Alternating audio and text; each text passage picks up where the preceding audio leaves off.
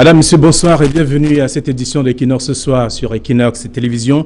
De nouvelles mesures édictées par le Premier ministre chef du gouvernement pour contrecarrer la propagation du Covid-19 au Cameroun se trouvent donc en bonne place.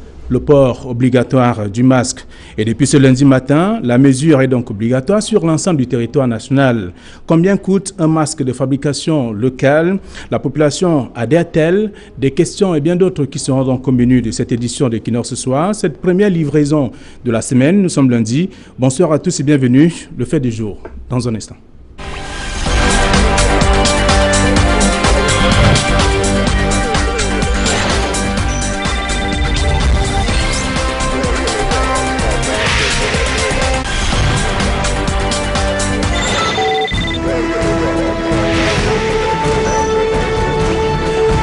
Les 7 mesures du chef du gouvernement, j'allais dire le Premier ministre, qui ont été renouvelées en fin de semaine dernière. Voyez-vous, nous allons éplucher quelques-uns et avec un point important sur le port obligatoire du masque. Nous sommes bien entendu lundi.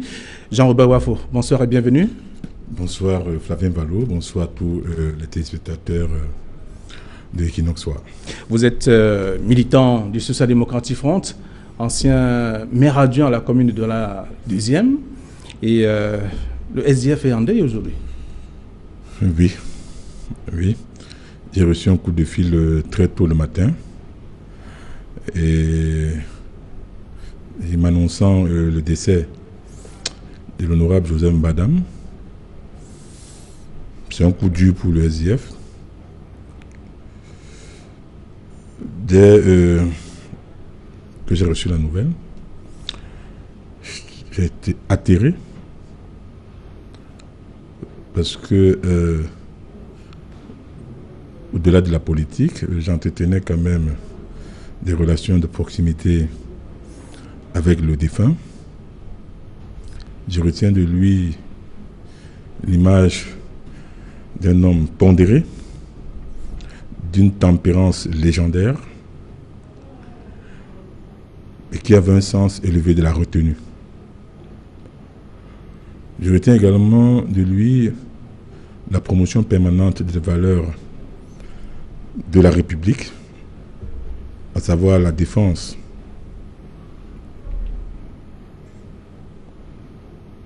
des personnes en difficulté. Je retiens également de lui l'image d'un battant au niveau de l'Assemblée nationale. Ça, je dois le dire.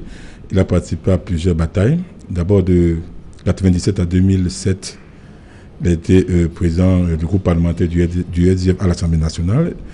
Et de 2007 jusqu'à 2020, vice-président de l'Assemblée nationale. L'honorable Mbadam a été de tous les combats. L'honorable Mbadam, également au niveau du parti, j'ai rappelé qu'il était membre de la cellule des conseillers et conseiller juridique national. La dernière image que je garde de lui, c'est l'entretien téléphonique que nous avons eu, lui et moi, quand il se rendait à Batibo lors des dernières élections partielles. Alors il m'a appelé pour me faire comprendre que le convoi dans lequel il était a fait l'objet d'une attaque. Il m'a décrit dans les circonstances de Bamenda à Batibo, 21 barrières. Et c'est à une de ces barrières-là que le convoi, que les militaires qui étaient dans le convoi ont donc dégagé la barrière, mais il se trouve qu'il y avait un engin explosif. Et nos forces de défense et de sécurité ne le savaient pas. Ils ont enlevé une batterie, ils ont mis, n'est-ce pas, l'engin explosif dans la voiture, sans toutefois savoir qu'il y avait une deuxième batterie qui devait exploser. Alors, cela a explosé. Alors, je lui ai demandé s'il se portait bien. Il m'a dit, mon ministre, ça va. Mais il y a eu des blessés, il y a eu 6 blessés. En tout cas, donc, la mort a eu raison de lui. La mort a eu raison de lui. Et vraiment, c'est triste, c'est dur. C'est dur, c'est dur. C'est dur de perdre au cadre de partis politiques comme l'honorable Bandam. Avec nous également sur ce plateau, Fotsing Zouzou. Bonsoir. Bonsoir Flavien, bonsoir à tous les téléspectateurs de Equinox Télévision et un bonsoir particulier à ceux qui regardent actuellement Equinox Soir. Bon courage également à la nation camerounaise qui est en train de faire face à l'épreuve de la pandémie du coronavirus. Très bien, vous êtes militant du mouvement pour la renaissance du Cameroun et merci Oui. d'avoir accepté notre invitation. Merci également. Nous aurons également en ligne de l'Allemagne, Dr Emmanuel Quetta, qui est avec nous. Dr Emmanuel Quetta, bonsoir.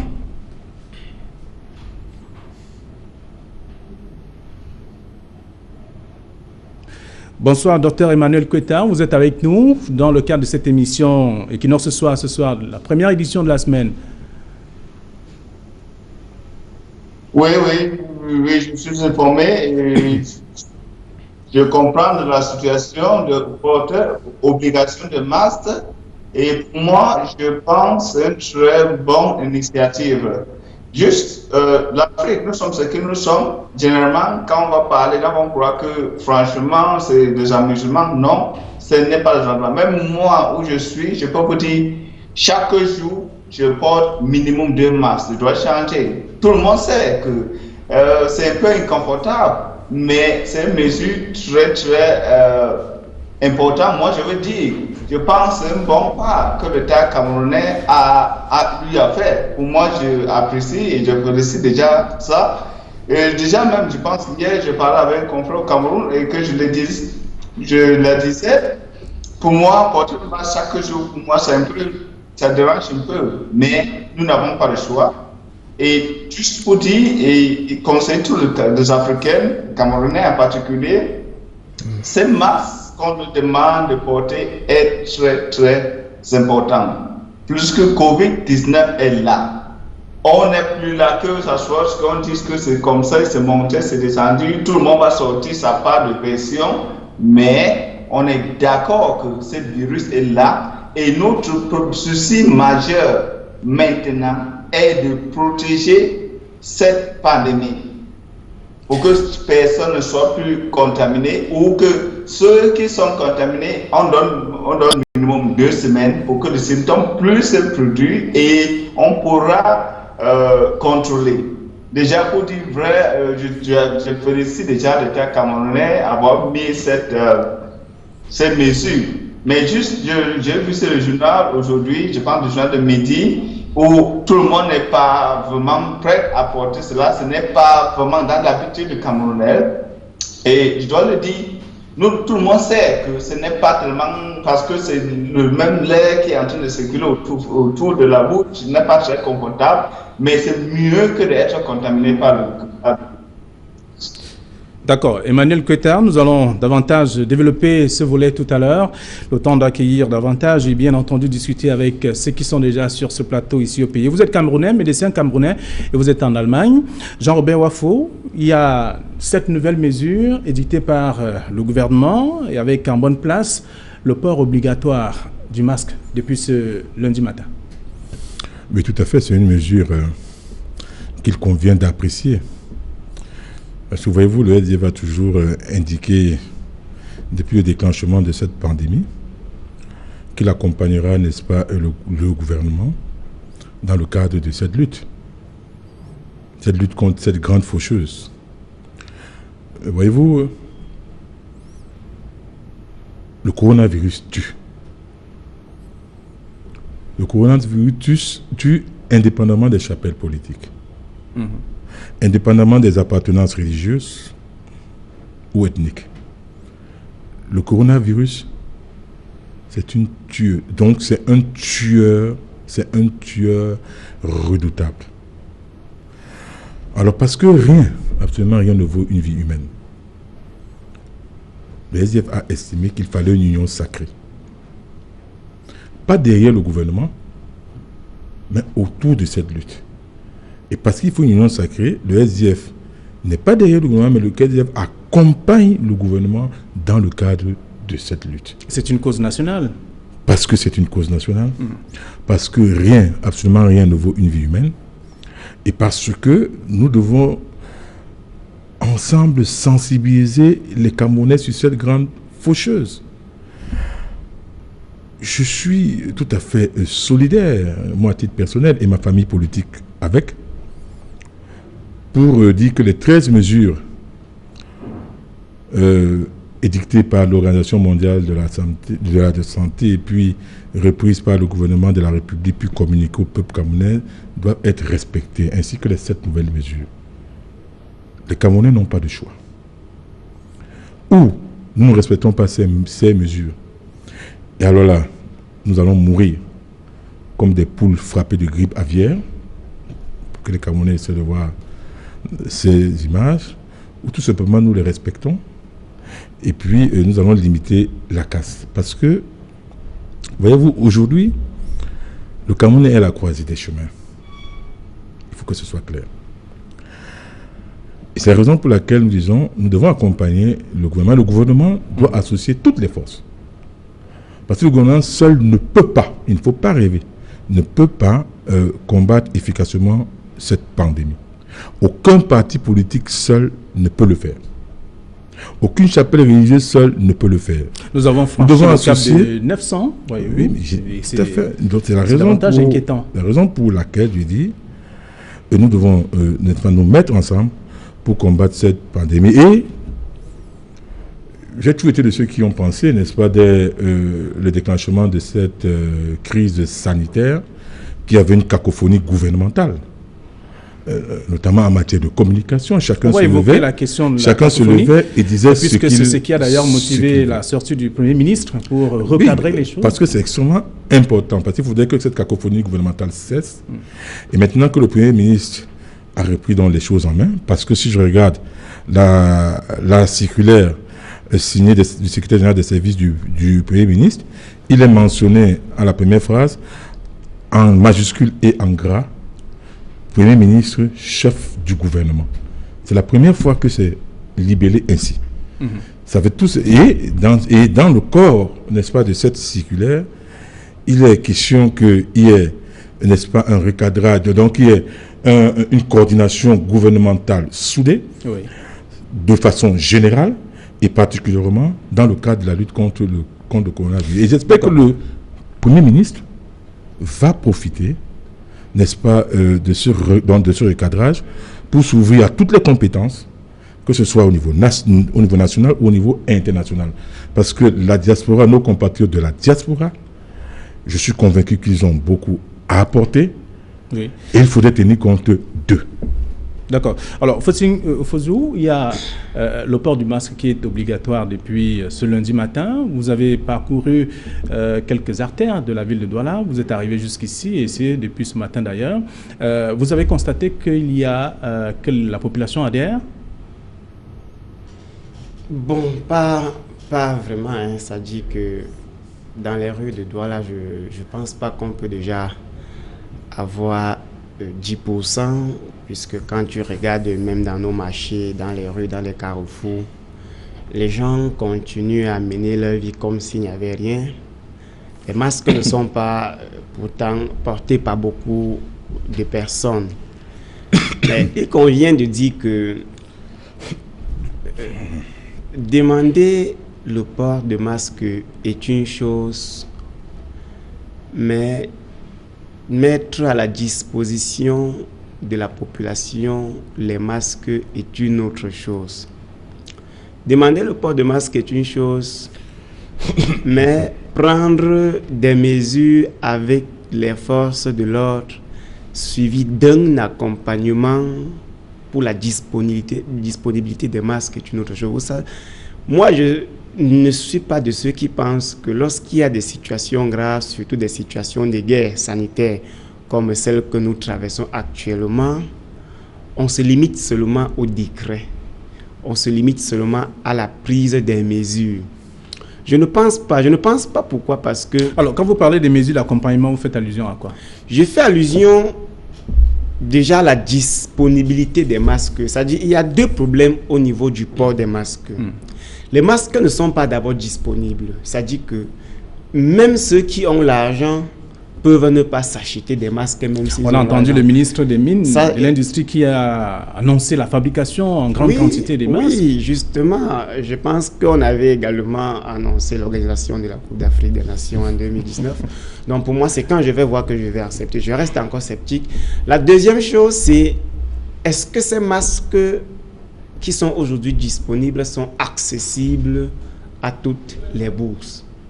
Parce qu'il ne suffit pas de dire qu'on va sanctionner 6 000 francs quelqu'un qui ne porte pas le masque, et pourtant, peut-être il ne porte pas de masque parce qu'il a manqué 1 000 francs, parce qu'il a manqué 500 francs pour s'acheter un masque. Alors, à un moment donné, il faudrait qu'on prenne le temps d'être conséquent dans notre pays. Être conséquent, pourquoi? Parce que quand moi je regarde la gestion de la crise de la pandémie du coronavirus et que j'imagine que ce n'est qu'après avoir franchi le cap de 800 cas que notre gouvernement constate que le port de masque est une urgence, est une mesure urgente à prendre en compte. Et pourtant, lorsque nous étions encore à 42 cas, seulement 2 semaines après avoir eu notre premier cas, les gens avaient commencé à attirer l'attention du gouvernement, puisque nous prenons l'exemple sur d'autres pays qui sont passés comme nous, qui ont fait comme nous et qui se sont retrouvés à 15 000 cas. Alors je suis surpris que les mesures, même les mesures qu'on doit prendre actuellement pour ne pas franchir les 5 000 cas dans notre pays, je pense qu'on va d'abord atteindre les 5 000 cas avant de prendre la mesure lorsqu'il sera impossible de contrôler. Si, lorsque nous avons fait 42 cas, on avait obligé le port de masque, je suis sûr qu'on devrait atteindre 1000 cas difficilement. Alors aujourd'hui, le port de masque devient obligatoire. Les masques sont dans la plupart des temps de fabrication locale. Tout le monde en fabrique et lorsqu'on demande de porter les masques, on ne dit pas aux gens quel type de masque ils doivent porter, quelles sont les conditions d'utilisation de ce type de masque, combien d'heures ces masques doivent durer chez eux. Donc il me semble que toutes les mesures qui sont prises jusqu'à présent sont des mesures cosmétiques. Cosmétiques pas parce qu'elles ne sont pas profondes, mais parce que dans son applicabilité, ceux qui sont chargés de le faire ne le font pas exactement. Permettez que je revienne au sujet des masques, parce que c'est important.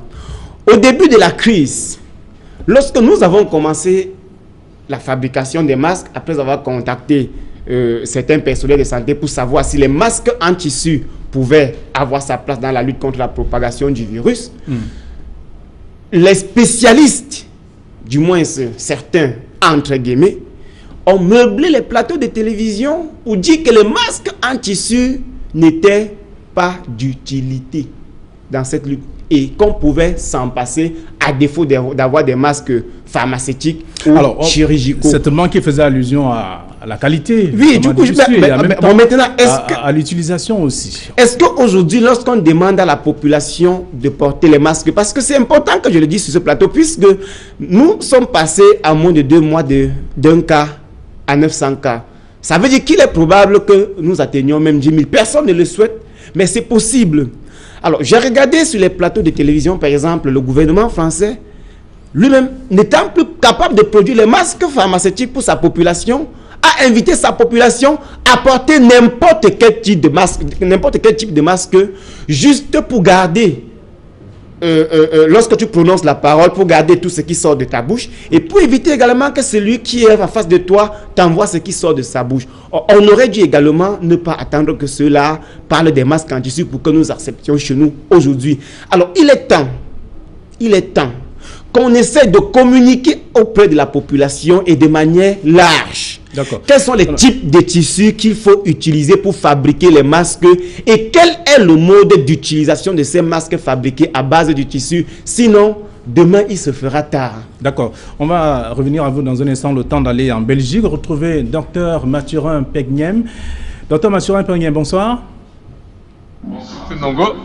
Oui, vous êtes médecin camerounais, vous êtes cardiologue et vous êtes avec nous ce soir pour parler justement de la question du masque qui fait partie en tout cas des 7 dernières mesures édictées par le gouvernement camerounais. C'est très important, c'est obligatoire au Cameroun depuis ce matin. Mais je pense que c'est une très bonne mesure par rapport à la propagation du coronavirus. Et c'est une mesure qui a montré ses preuves sur tous les continents, dans tous les pays. Et c'est une mesure effectivement qui tombe à point au Cameroun comme partout ailleurs dans le monde. Alors, le masque maintenant, il faut savoir quel type de masque il faut utiliser ou alors on peut utiliser tout ce qui est à notre portée. Non, effectivement, on va essayer de faire une approche relativement didactique. Donc, pour les professionnels de santé, il existe des masques bien spécifiques que l'on définit par un certain niveau de filtration, donc la quantité de particules que le masque peut bloquer. Donc ça, c'est pour les personnels hospitaliers. Maintenant, pour ce qui est du commun des mortels, pour la population, il est conseillé d'avoir une certaine barrière. Donc, l'on peut utiliser des tissus essentiellement en polyester, donc ce sont les tissus qui filtrent le mieux, auxquels l'on va rajouter de petits filtres, que ce soit du papier toilette, que ce soit du papier aspirateur, donc des filtres en fait qui vont limiter la propagation du virus et pouvoir aussi protéger dans une certaine mesure celui qui porte le masque. Ce qu'il faut retenir, c'est que vaudrait mieux avoir un masque bien utilisé, même si son taux de filtration n'est pas optimal, que de ne rien avoir. Ensuite, si l'on peut avoir un masque efficace, c'est-à-dire un masque en polyester, avec une filtration supplémentaire surajoutée, cela ne peut être que mieux pour celui qui le porte. Après cela, il faudra éduquer la population sur la manière de porter un masque, à savoir notamment qu'il faut se laver les mains avant et après le port du masque. Donc c'est vraiment important de ne pas contaminer son masque. Et donc il y a aussi un minimum d'éducation à faire. Mais retenez effectivement que le masque est une barrière physique qui protège l'autre et protège également celui qui le porte. Alors, au pays aujourd'hui, on a constaté depuis ce matin que chacun a essayé de fabriquer quelque chose pour éviter d'être sanctionné. Ça dépend maintenant du tissu. Est-ce qu'il y a une façon d'utiliser, même s'il s'agit de tissus aussi simples, est-ce qu'il y a une façon de les gérer, je veux dire, entretenir? Oui, M. Nongo, c'est vraiment important. Il faut rappeler que idéalement, le masque doit être changé après 4 heures. Parce que comme toute particule, comme tout tissu, malheureusement, il ne peut pas filtrer de manière indéfinie dans le temps. Donc après 4 heures, on estime que l'on a perdu l'essentiel de la filtration du masque, donc il faut absolument le changer après 4 heures. Et la manière de le porter également est importante. Le masque doit recouvrir à la fois le nez et la bouche. Donc ça c'est vraiment important, et laisser les yeux visibles. Donc il faudrait pouvoir être identifié et pouvoir aussi voir, regarder pour éviter des accidents ou incidents liés au port du masque. Mais c'est vraiment important de rappeler aux personnes que les masques en tissu doivent être lavés donc après 4 heures. Donc idéalement, puisque le masque est en gros réservé à l'espace public, donc il faudrait que tout Camerounais puisse disposer d'au moins 2 à 3 masques. Et pour laver les masques, en fait, on a 2 solutions. Soit on les lave à 60 degrés, si c'est des masques faits avec du coton. Mais si c'est du polyester, le polyester, en fait, ne va pas supporter des températures hautes. Il peut être lavé à 40 degrés, mais alors il faut repasser le masque. Parce qu'il faut se dire que si le masque a été contaminé, il faudrait en fait pouvoir éliminer les virus. Et ça, un simple repassage suffit. Donc, oui au port du masque, oui à son lavage régulier. Et si on ne peut pas le laver au-delà de 60 degrés, il faut penser à le repasser. Très bien. Alors, Jean-Robert Wafo, vous êtes avec nous sur ce plateau. Vous avez également constaté que le port du masque. Nous allons revenir à vous dans un instant, Dr Mathurin Peknem. Vous êtes en Belgique. Et sur le il y a un problème, il y a une question de coût de ces différents masques. Les gens vous diront qu'ils ne peuvent pas acheter un masque qui coûte 500, 600 francs tous les jours parce qu'il faut remplacer au moins 3 masques par jour. Et là, tout le monde est rué vers le masque en tissu de toute forme. Oui, mais les gens se plaignent du coût. Mais entre se sacrifier puis acheter un masque à 300 francs, ça veut dire 2 à 600 francs, et puis être frappé, n'est-ce pas, de la pandémie, le choix est vite fait. On se bat tout au moins pour avoir 2 masques. Donc voilà, c'est-à-dire que c'est une question de santé publique. Non seulement, quand vous portez pas le masque, non seulement vous vous mettez en danger, mais vous mettez également vos proches en danger. Bon ben maintenant, une fois que c'est dit, il faudrait que l'État du Cameroun, que ceux qui nous gouvernent soient sincères. Qu'est-ce qui empêche, n'est-ce pas, le financement des masques? Moi, je veux bien savoir. Si l'État est en faillite, que l'État déclare qu'il ne peut pas financer les masques.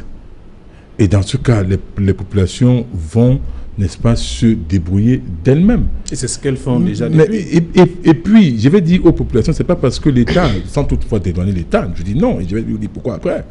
Et si l'État ne le fait pas, ce n'est pas parce que l'État ne le fait pas que des gens vont s'exposer à cette pandémie. Il faut se battre. Et moi, je suis ceux qui pensent qu'il faut des mesures coercitives en attendant que l'État puisse trouver un financement. Parce que, voyez-vous, pourquoi l'État ne mobilise pas les FMO, donc les forces de maintien de l'ordre, ainsi que le dispositif dissuasif, généralement utilisé contre des manifestations de l'opposition? Mais il y a des sanctions qui sont prévues, genre. Je vous en prie, pour obliger les Camerounais à le faire, à porter des masques. Des sanctions, ça marche bien ailleurs parce que les gens sont bien identifiés. Si vous avez 1000 personnes qui ne portent pas de masque, vous allez leur appliquer des sanctions, mais vous allez les mettre où si eux vous disent qu'ils n'ont pas d'argent pour payer la contravention. Vous allez les mettre où? Vous allez créer de nouvelles cellules? Non. Il y a par exemple un dispositif dissuasif simple, c'est par exemple, n'est-ce pas, de mettre, je ne sais pas, à chaque carrefour, ou c'est faire circuler par exemple les camions citernes ou les camions lance-eau qu'on utilise généralement contre nous quand nous organisons nos manifestations publiques, mais pourvu que ce soit avec de l'eau propre, pour chaque fois, n'est-ce pas, verser sur un compatriote qui n'a pas de masque. Au moins là, ce sera une mesure dissuasive parce que le compatriote donc se dira comment, ok, si je sors sans port de masque, donc sans porter de masque, et qu'on me mouille, le transport aller-retour que je vais dépenser pour aller me changer sera certainement supérieur, peut-être 1 ou 2 fois, à l'achat d'un masque, ou alors de masques. Donc voilà, c'est une mesure dissuasive. Mais maintenant, un État sérieux aurait dû financer, n'est-ce pas, toutes ces opérations, parce qu'une chose est de lutter contre le coronavirus, contre la Covid-19, mais une autre est, n'est-ce pas, de déclencher les mesures d'accompagnement. S'agissant donc de ce masque-là, par exemple, nous sommes 25 millions de Camerounais. Si on octroie à chaque Camerounais deux masques, deux masques, si ces masques coûtent 300 francs, ça fait 600 francs, et si c'est 25 millions de Camerounais, ça ne représente pas grand-chose. Ça ne représente pas grand-chose. Parce que si les calculs sont faits, 25 millions 300 francs, ça fait 7 milliards et demi. C'est pas ça, c'est 7 milliards et demi. Environ. 7 milliards et demi environ, donc ça fait 15 milliards. Ça ne représente que 0,3% du budget national qui est estimé à près de 5 milliards de francs CFA. Et surtout qu'on ne me dise pas qu'il n'y a pas d'argent. Peut-être qu'il n'y a pas d'argent liquide, mais nous avons vu des pays de même taille que nous, n'est-ce pas, annoncer le déblocage d'un certain montant. La Côte d'Ivoire a mis 700 milliards de francs CFA. Le Niger, je crois que c'est à 500 milliards de francs CFA. Nous pouvons actionner certains leviers contenus dans notre loi des finances 2020. Alors, quel levier? Je vais répondre à cette question. Qu'est-ce qu'on attend pour actionner les leviers des articles 51e, 53e et 58e de notre loi des finances? L'article 51e dit ceci, que le gouvernement est habilité à souscrire, n'est-ce pas, des titres, des titres publics, notamment les bons de trésor, dans des conditions garantissant la souveraineté économique et puis politique de notre pays, pour un montant de 320 milliards de francs CFA. Le gouvernement peut souscrire à l'obligation de trésor, notamment pour les bons de trésor. Pour financer la fabrication des masques. Mais écoutez, ça c'est le premier truc. Je dis pour l'ensemble des mesures d'accompagnement. L'article 53e dit que le gouvernement est également habilité à contracter dans des conditions garantissant effectivement notre souveraineté économique et politique, à contracter des emprunts concessionnels de 300 milliards de francs CFA, ça sur le plafond, et des emprunts non concessionnels de 350 milliards de francs CFA. Donc vous voyez que 300 milliards, 350 milliards et puis 320 milliards de francs CFA, on est à près de milliards, à près de 1000 milliards de francs CFA. Qu'est-ce qu'on attend pour actionner ce levier? Encore que l'article 58 de cette loi des finances dit le président de la République peut par ordonnance augmenter le plafond. Alors qu'est-ce qu'on attend donc pour actionner, n'est-ce pas, ces différentes dispositions qui sont contenues dans notre loi des finances? Ça pose un problème. Alors on vous dira que ça va de façon méthodique. Mais il m'est revenu, non, c'est pas. Le coronavirus n'attend pas pour tuer. Le coronavirus tue. D'accord. Il n'y a rien à faire. Le coronavirus. Donc c'est des mesures qu'on devait prendre d'urgence. Bon, il m'est revenu que relativement à l'article 51e sur les obligations de trésor, notamment sur les titres publics, sur l'émission des titres publics, par le biais des obligations du trésor, qu'on a levé 200 milliards de francs CFA pour les infrastructures de la Coupe d'Afrique des Nations. Bon, je suppose que les dépenses n'ont pas encore été faites. Mais bon, on a une pandémie qui nous frappe dessus. Alors, il faut affecter les moyens là-bas et plus encore. Le Parlement, c'est-à-dire que l'Assemblée nationale, je veux dire, le Parlement est en session. Qu'est-ce que le gouvernement de la République, qu'est-ce qu'on attend, n'est-ce pas, pour introduire une loi de finances rectificative ou alors un correctif budgétaire pour, qui tienne spécifiquement compte, n'est-ce pas, du problème de cette pandémie? On peut faire un correctif budgétaire. D'accord. Pour, par exemple, supprimer les dépenses improductives de l'État, pour pourchasser les gaspillages et reverser le gain de productivité dans la lutte contre le coronavirus. Et vous voyez que si on actionne tous ces différents leviers, on peut facilement être à 1200 milliards de francs CFA. Et permettre à ce qu'on mais pourquoi on ne le fait pas? Pourquoi on ne le fait pas? Parce qu'il faut également des mesures d'accompagnement. Ces industries, vous allez voir, le GICAM a fait des propositions telles que ça va là. Les entreprises aujourd'hui sont en train de suffoquer. Les entreprises suffoquent. Les entreprises agonisent pour celles qui n'ont pas encore fermé. Les salariés iront en chômage. Certains chômage technique, d'autres chômage définitif. C'est un fait, le constat là. Parce que les entreprises auront mis la clé sous l'opération. Qu'est-ce qu'on fait? Qu'est-ce qu'on fait? Ça reste en tout cas... Voilà, le rôle de l'opposition, c'est de proposer et nous indiquons dans des pistes de financement. Pourquoi on ne le fait pas? Si on ne le fait pas parce que l'État est en faillite, qu'on dise aux Camerounais. D'accord. Mais si on ne déclare pas que l'État est en faillite, qu'on prenne donc des mesures et qu'on actionne ces leviers. Vous vouliez réagir? Oui. Par rapport à ce qu'il dit avant de poser la question. Oui, justement, j'allais dire que quand j'écoute monsieur Jean-Robert Wafo, moi je le trouve très légaliste. C'est-à-dire qu'il a un discours comme si avant le Covid-19, on avait déjà eu un fonctionnement normal dans la gestion des multiples crises que traverse notre pays, au point d'invoquer et d'évoquer les lois de notre République. Mais il faut...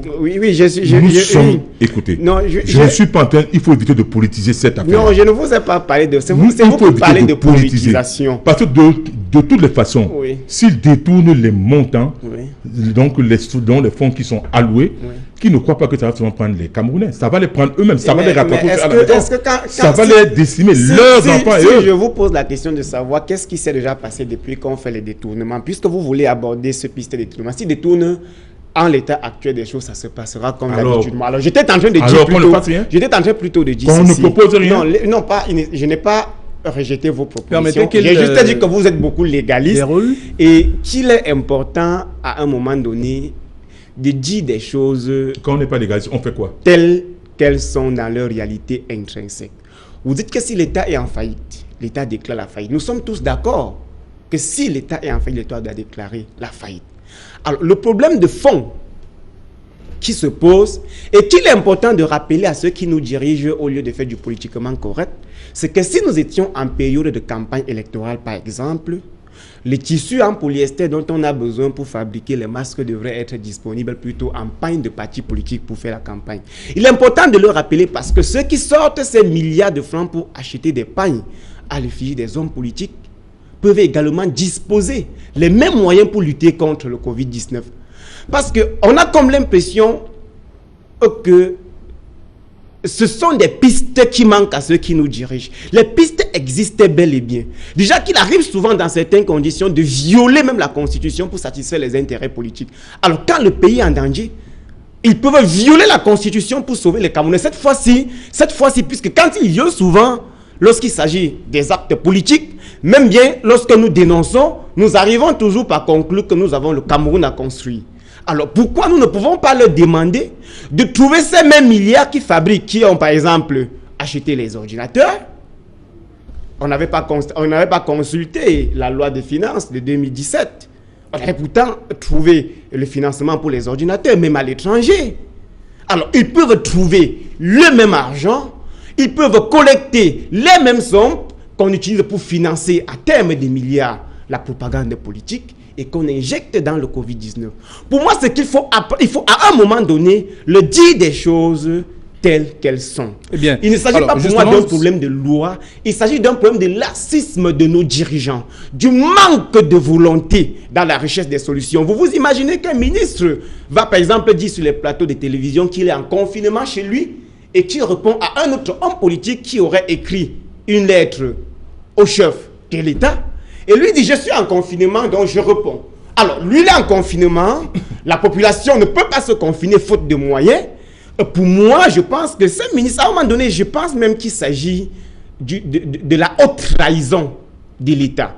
Lorsque les gens qui ont servi avec autant d'années ne peuvent pas aller sur les sous qu'ils ont amassés et fait don de quelques centaines de millions pour que nous aboutissions justement à ces chiffres que vous avez donnés tout à l'heure pour la fabrication d'un minimum de 20 millions de masques, parce que nous avons des lycées techniques qui forment des couturiers, parce que nous avons la possibilité, même dans le cas d'exception, d'avoir du tissu en Chine, au Nigeria, au Bénin, et de faire entrer dans notre pays, et qu'à moins d'une semaine, nous ayons au moins ces 20 millions de masques. D'accord. Alors, il y a en tout cas, il y a quelques semaines, j'allais dire 2 à 3 semaines, à Douala, les autorités, les élus, notamment le maire de la ville et ses collaborateurs, avaient annoncé la distribution des masques à la population. Vous avez souvenance que ça s'est réalisé quand même? Oui, mais c'est pour ça que lorsqu'on nous informe, par exemple, que un ministre nous a dit ce matin que les équipes travaillent à pied d'œuvre pour que la population ait des masques, j'ai dit que j'étais sceptique. Parce que on ne peut pas annoncer la distribution des masques sans avoir les masques. Est-ce que vous savez que le fait que nous ne soyons pas capables de travailler, de gouverner notre pays dans la prévision va être à l'origine du déclin de notre pays? Je reviens au sujet des masques. Vous savez qu'actuellement, ces élastiques qu'on utilise pour fabriquer les masques n'existent plus sur le marché. Mais je vous le dis parce que j'en fabrique. Ça n'existe pas. Donc aujourd'hui, les gens sont obligés de prendre des larges élastiques, de les fendre en morceaux 2, 3. Et vous pouvez imaginer tout le temps que ça prend pour fendre les élastiques. Mais pourquoi on en arrive là? Parce qu'on n'a jamais pensé qu'on pouvait avoir un problème de Covid-19 et que les élastiques font justement partie des pistes de solutions. Alors, les masques qu'on a annoncé sa disponibilité et sa distribution dans la ville de Douala, nous n'avons jamais vu. On ne sait pas où ces masques ont été distribués. Et même si vous savez, ces masques ont été distribués... Monsieur Fauting, oui. Nous sommes dans une guerre contre la Covid-19. Oui. Ne soyons pas défaitistes. Absolument défaitistes. Il faut soyons réalistes. Je vous en prie. Oui. Soyons plutôt positifs. Non, réalistes. Être positif ne change rien sur la situation du destin. Ce n'est pas parce que je souhaite que le coronavirus n'arrive pas chez moi que ça n'arrivera pas. Non, moi, c'est moi qui vous a laissé mon temps de parole. Je ne peux pas. Tu as dit que je ne peux pas. Je ne peux pas accepter qu'on tienne un discours qui peut aller, même s'il est vrai, qui parlait plutôt dans le sens de décourager les populations. Non, vous avez d'encourager le gouvernement. Je suis d'accord avec vous, mais je dis ceci. C'était une promesse. Indiquons les pistes. Oui, mais les pistes sont celles que j'indique. Par exemple, une piste. Oui. Qu'est-ce que les mairies de la ville ont fait de la promesse? Mais il faudrait bien que, puisque la volonté a été affichée par le maire de la ville, mais si ce n'est pas fait, ça veut dire qu'il y a un problème. L'annonce, c'est pas la volonté, l'annonce. On ne peut pas faire une annonce quand on n'a pas de volonté. Mais je n'aime pas les procès d'intention. Une volonté qu'on n'a pas réalisée, ça vient d'arriver. Je dis, il y a un problème de fond, et ça je le dis ici, clairement, il y a un problème de fond, l'État n'a pas d'argent, mais que l'État ait le courage de dire aux Camerounais que il n'y a pas d'argent. Oui, mais je vous retourne. Et dans ce cas, les Camerounais, écoutez, je ne suis pas défaitiste, mais les gens meurent. Non, mais je suis réaliste. Je ne suis pas venu. Je suis réaliste. Nous avons franchi le cap de 900 cas. Je ne suis pas venu. Ça veut dire que le politiquement correct ne pourra pas nous construire. Moi, je pense. Qu'est-ce que vous entendez par politiquement correct? Oui, mais le fait de qui a fait dans le fait de toujours croire que indiquer là où indiquer les leviers que l'État peut actionner pour financer la lutte contre le coronavirus, c'est être ce que vous pensez. Non, il faut arrêter. Il faut arrêter. Vous sortez des liens d'ordre juridique comme si on avait un problème. C'est pas d'ordre juridique. C'est contenu dans la loi des finances. Oui, mais justement, alors si l'État, nous ne devons pas nous faire distraire. Oui. Nous ne devons pas nous faire distraire.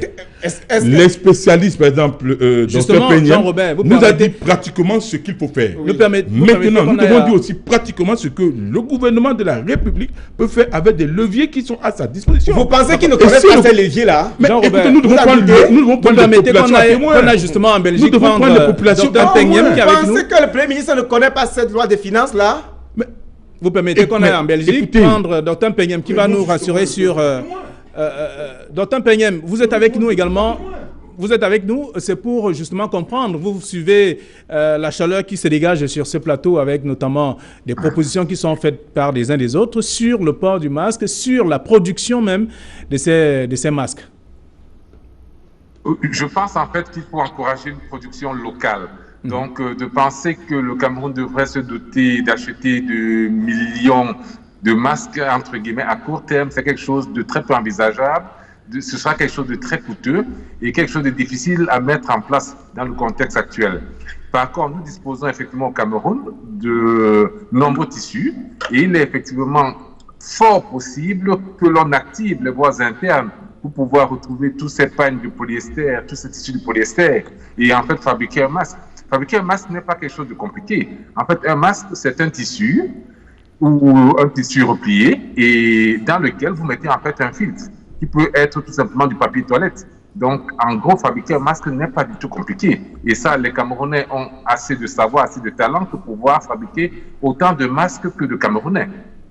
Oui, mais ça devrait être de façon ordonnée quand même, puisque en ce moment, ce qu'on observe, c'est chacun qui fabrique son masque. Effectivement, on peut dans un premier temps laisser des directives globales, mais vous savez, M. Ndongo, nous sommes dans une situation d'urgence. Vous avez constaté qu'aucun pays au monde n'a su s'y prendre à temps. Le Cameroun obéit à la même règle. Vous savez, si en Belgique, le port du masque n'est pas encore obligatoire, donc il pourrait l'être dans les prochains jours. Donc le Cameroun, d'un certain côté, a même une certaine avance. Mais vous savez, on ne peut pas, entre guillemets, dans un contexte pareil, donner des directives qui viennent du gouvernement et qui soient appliquées par tous les Camerounais.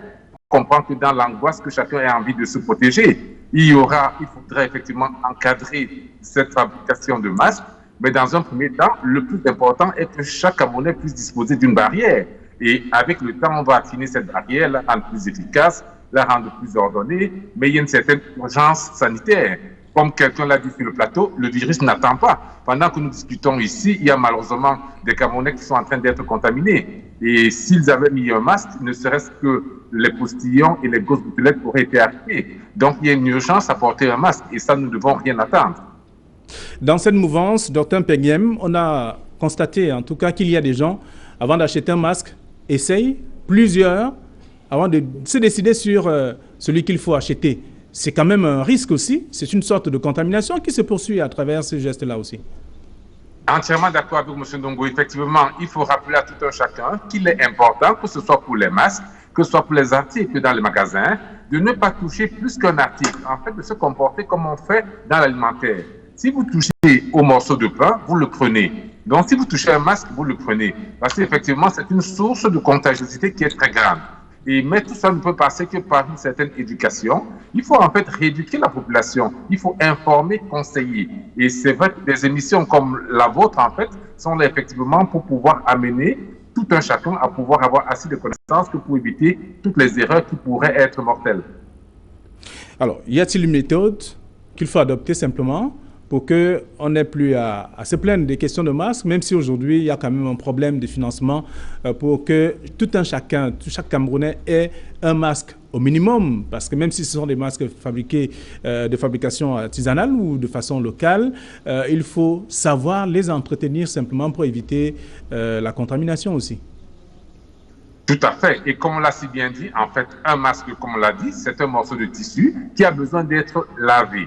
Donc, vous prenez une paire de chaussettes que vous avez bien lavée, vous coupez les extrémités de la paire de chaussettes en question, vous y glissez un morceau de papier toilette et vous avez déjà un masque. C'est quelque chose de simple. Tous les Camerounais ont des paires de chaussettes. Donc, ça fait déjà une barrière. Donc, tout un chacun pourrait déjà avoir un masque dès ce soir. Ensuite, de les laver, chacun garde les méthodes de lessive qui sont les siennes, en retenant une chose, le meilleur lavage est à 60 degrés. Si le tissu en question ne peut pas à 60 degrés, que vous l'avez lavé à 40 degrés, de penser tout juste à repasser le dit tissu, ce qui élimine le coronavirus de facto. Donc, vous voyez que c'est relativement simple. N'importe quel tissu disponible, n'importe quelle paire de chaussettes pourrait être transformé là, dès ce soir, en un masque, en y ajoutant juste un morceau de papier de toilette à l'intérieur. Très bien. Alors, nous allons revenir à vous en deuxième partie de cette émission parce que dans un instant, nous allons accueillir Julienne Bertibissaï pour le 20h. Jean-Robert Wafo, ce sont des méthodes qu'il faut appliquer. Je voudrais dire l'entretien en 30 secondes avant le journal. Je partage le point de vue du docteur Peignem, c'est-à-dire que le coronavirus n'attend pas. Et il a répété, je l'ai dit sur ce plateau, il faut prendre des mesures barrières. Il faut tout au moins appliquer ce qu'on a capacité de faire. Et je vais dire une chose. Ils ont passé le temps à mal gouverner ce pays. Mais le malheur aujourd'hui, c'est quoi? C'est que s'ils gèrent mal cette situation, dans cette pandémie qui est une grande faucheuse, ça va les retrouver même jusque dans leur propre maison et ça va décimer leur propre famille. Nous indiquons simplement les leviers que le gouvernement peut actionner. L'argent, on peut trouver. Où est-ce qu'on a trouvé, par exemple, l'argent dans les 2000 milliards pour toute la CAN, donc pour le Coupe d'Afrique des Nations? Quand c'est pour lever ça, c'est très facile, n'est-ce pas? On a levé dernièrement, dans le cadre de l'article 51e, sur le plafond de 320 milliards, ils sont en train donc de souscrire des bons d'un montant de 200 milliards. Ils nous disent que c'est encore pour la CAN. Alors que la CAN est reportée, alors que nous avons une pandémie qui va nous décimer si rien n'est fait. Donc, le problème de gouvernance est connu. Mais il nous appartient à nous, hommes politiques, responsables politiques, de prendre le peuple à témoin en disant que le gouvernement peut le faire, parce que ce qui va se passer, nous aurons le choix. Le gouvernement de la République, le Cameroun a le choix entre entre la croissance, si elle existe, et la contagion, je veux dire la contamination, ou alors le confinement, même s'il est partiel, et la santé. D'accord. Et la récession. Parce qu'il faut des mesures d'accompagnement. Nous allons au journal. Vous allez prendre la parole tout à l'heure. Juste après le journal, nous allons accueillir Julienne Bertibissaï. Bonsoir, Julienne. Bonsoir, Flavien Valondongo. Qu'est-ce qui est au menu de ce 20h? Alors ce soir, nous parlerons de cette forte ébullition à la prison centrale de Yaoundé-Kondengui. Des détenus exigent des mesures appropriées pour combattre le coronavirus dans ce milieu carcéral. Et la tension est à son comble alors que plusieurs personnes décédées sont suspectées de Covid-19. À suivre également dans ce journal, la chasse aux Africains en Chine. Les autorités de la municipalité de Guangzhou recherchent activement 5 Nigérians testés positifs au Covid-19 et qui se seraient rendus dans plusieurs lieux publics. Désormais, tous les Africains payent le prix. Ils sont pourchassés et expulsés des hôtels et de leurs appartements. Et toujours dans cette édition du 20h, c'est aujourd'hui qu'est entré en vigueur le port obligatoire du masque contre le coronavirus au Cameroun. La mesure a-t-elle été respectée ce premier jour? Nous verrons comment est-ce que les populations se sont comportées dans les villes de Douala et Yaoundé, qui sont déjà devenus les principaux foyers du coronavirus au Cameroun. Flavien Valenton. Et voilà dans le menu du 20h que vous avez la lourde responsabilité de présenter ce soir. Merci, on vous retrouve juste après, le temps de passer à une page publicitaire.